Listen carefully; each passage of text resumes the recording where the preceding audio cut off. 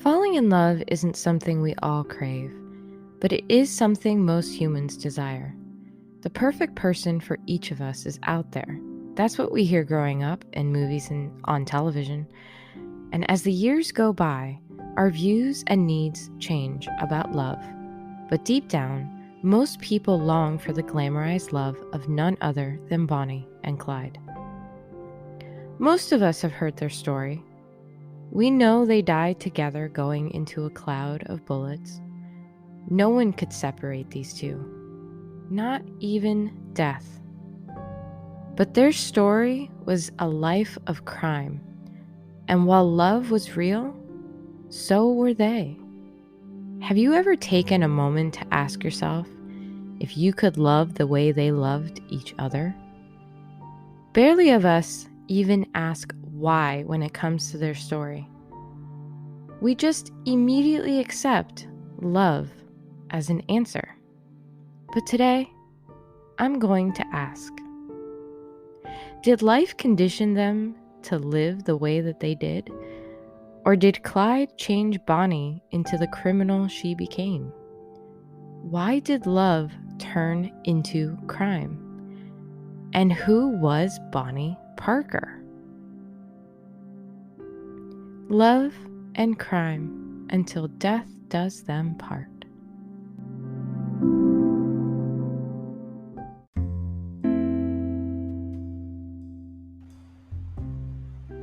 Hello, this is Caitlin from GBRLIFE of Crimes. In this podcast, we discuss women crimes and the psychology behind them. Why did these women commit these crimes? Was it mental illness? Did they do it just for fun? Keep listening, because this week is about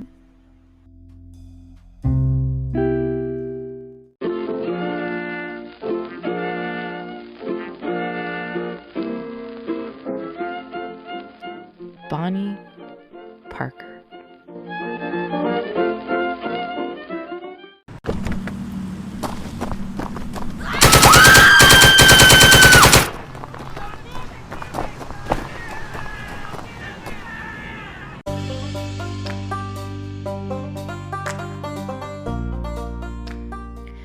Bonnie Elizabeth Parker was born on October 1st, 1910, in Rowena, Texas, to Emma and Charles Parker.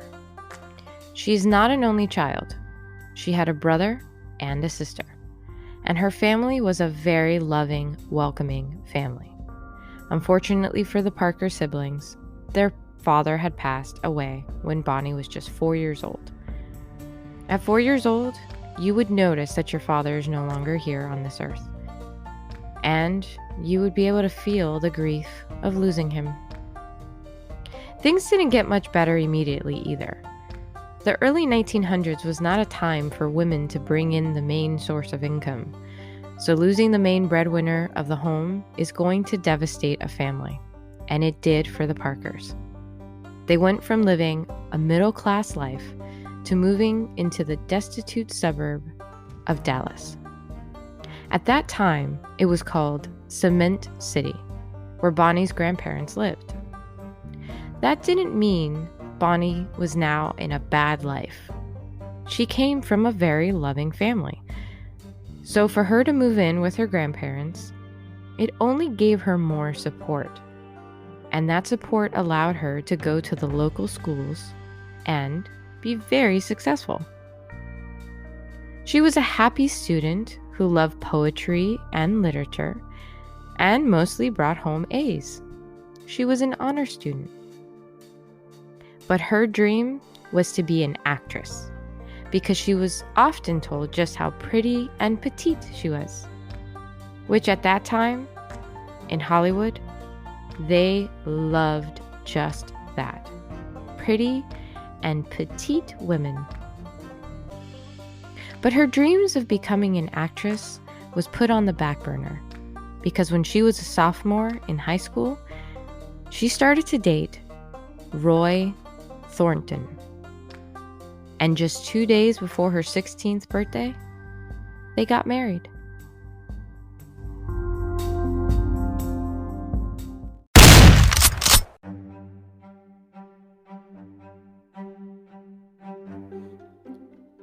Now I know what you're thinking.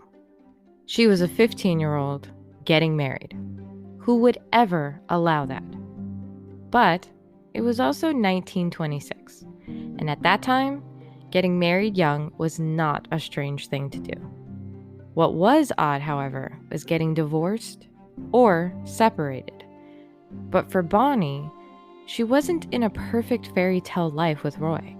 He was physically abusive, and their marriage seriously suffered. As a matter of fact, in 1929, 3 years into their marriage, Roy committed a robbery and was caught, and then sentenced to 5 years in prison. And at this point, it was Bonnie's way, or chance, to just get away from him. And she did. She moved in with her grandmother, and that was the last time that she ever saw Roy. But they were technically married until the day that she died, because she never signed divorce papers. So here she was, technically married, but also kind of single, and sad, because of the way her marriage ended, and back with her grandmother. Well, it didn't last very long, because we all know she met the love of her life, the one we all know about today.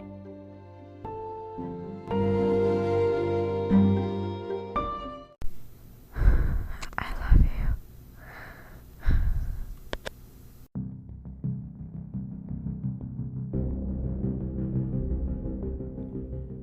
In January of 1930, just months after her husband went to jail, Bonnie Parker met Clyde Barrow through a mutual friend.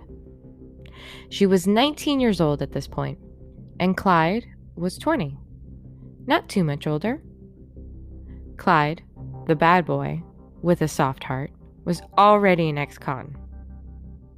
Actually, he was an ex-con who was also still wanted for auto theft. Bonnie knew just who he was when she met him. But that didn't stop their romance from evolving into the biggest love story out there.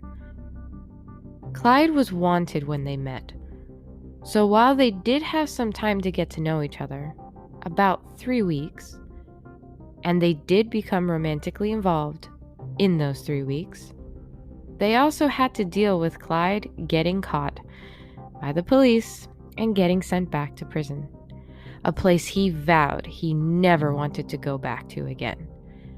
But now he met Bonnie, and this really changed the game for him. Once he was brought back to prison, he tried to escape with Bonnie's help because they missed each other so much. She brought a gun into the prison for him. And he did get out for about a week, but then he was captured again. Clyde clearly didn't have the best luck when it came to not getting caught, and his escape caused him to need to stay in jail even longer. I mean, he was breaking more laws, so after getting sentenced to 14 more years and getting transferred to another facility where now he was getting sexually assaulted, he really wanted to get out. He would do anything at this point to get out. At least that's the way it seemed, and that's what he often said. And clearly it wasn't going well for him. But his mother decided to come to the rescue at this point. She came in February of 1932 and convinced a judge that he should be let go on parole. But here's the thing. He had no idea that his mother was doing this. So in that time frame, he was trying to come up with some other new scheme to get out of jail. So he cut off his big toes. And it did cause him to have a limp. But he was released. So his big idea wasn't even needed. And I'm not sure why he was released, what his mother did to convince that judge. But she got her way, and he was on parole. So now Bonnie and Clyde were able to be finally reunited.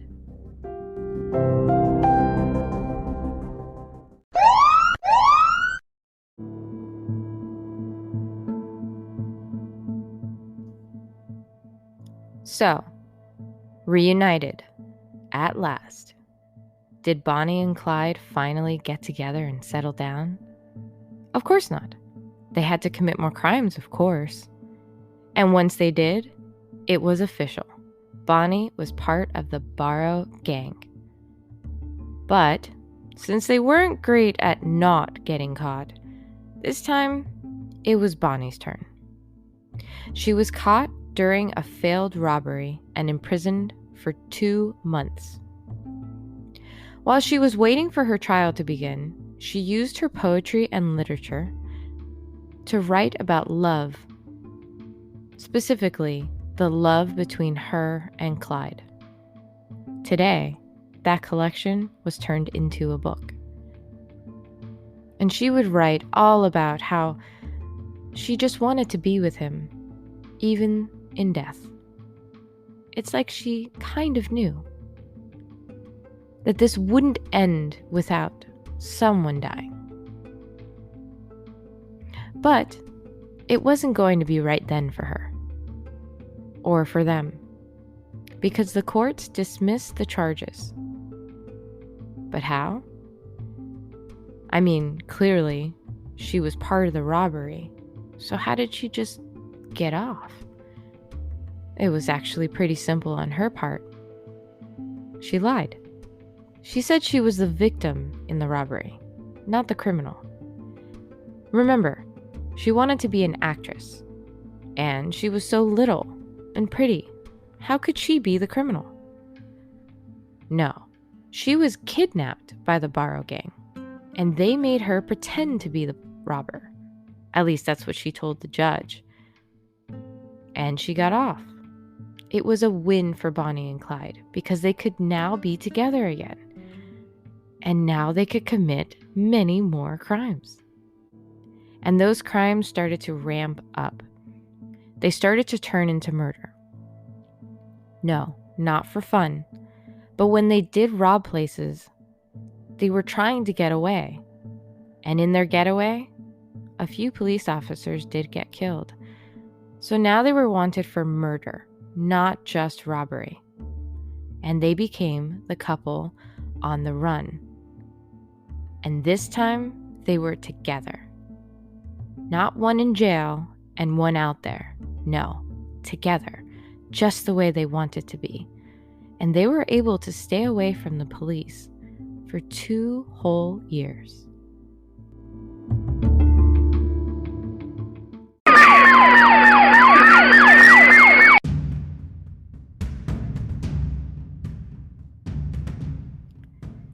In those 2 years, they got into a car accident, and it badly injured Bonnie.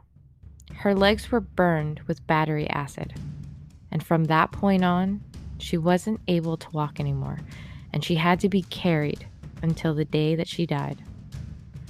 And that death happened on May 23rd, 1934. Bonnie and Clyde were ambushed on Highway 154 in Louisiana, killed by a cloud of bullets. They were found because one of the members of the Barrow gang turned against them after getting caught by the police. Henry Methvin. He had killed a police officer and got caught. So, what was he to do? Pretty simple. Turn in Bonnie and Clyde, of course. They were the most wanted couple at this point, and the police were absolutely trying to get their man and woman. So, when he offered Bonnie and Clyde, the police said, absolutely, let's go for it, just so that he could get leniency on his sentencing. But, as everyone knows, at least Bonnie and Clyde were able to die together. But their love story didn't stay together at the very end. They died together, yes, but they were not buried together. They were actually brought to 2 separate cemeteries, and that's where their bodies remain today. Bonnie was a normal girl growing up, but she turned to a life of crime because she had some serious love for her man. They say love will make you do crazy things. And in this case, it may have been true. For Bonnie, it made her into a criminal.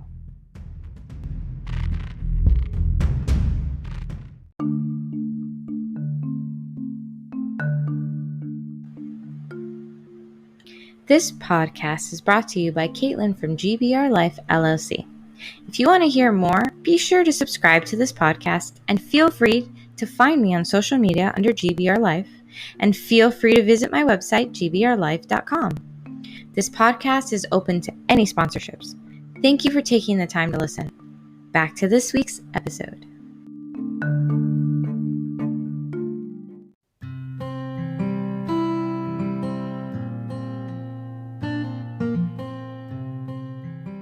So, maybe you're wondering, what was wrong with Bonnie Parker?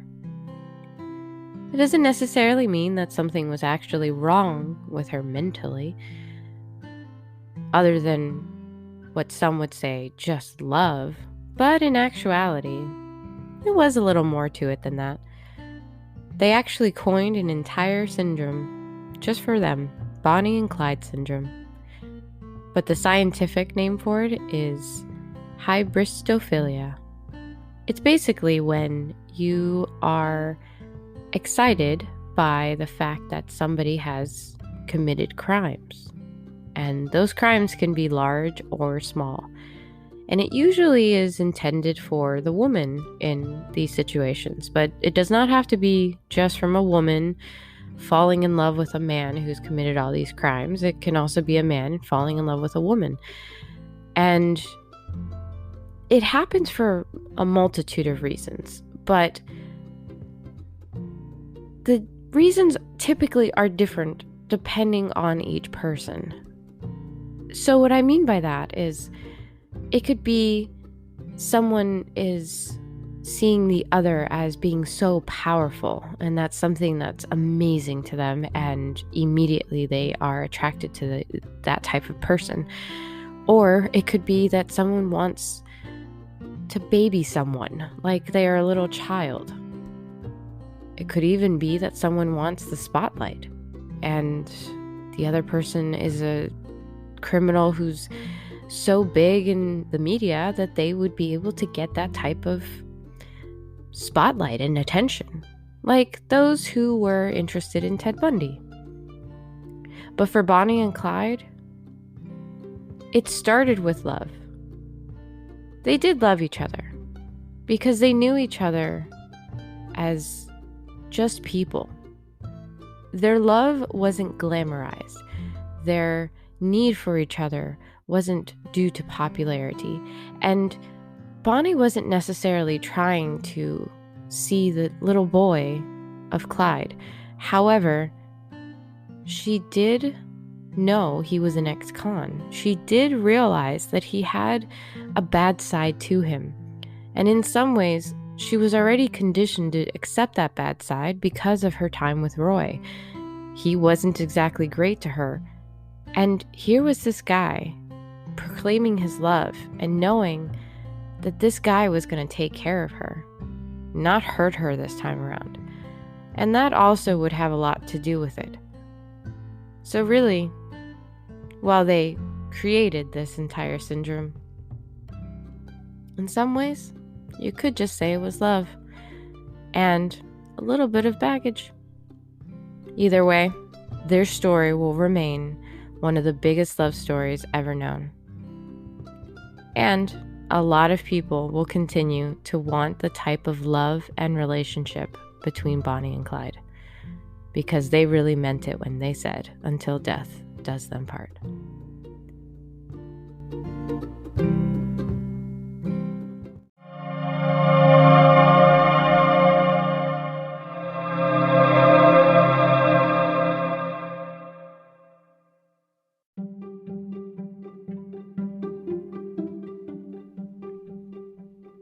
Thank you for listening to this week's episode of GBR Life of Crimes. Next week, we explore a mother and the death of her child. Did she do it or not? Casey Anthony.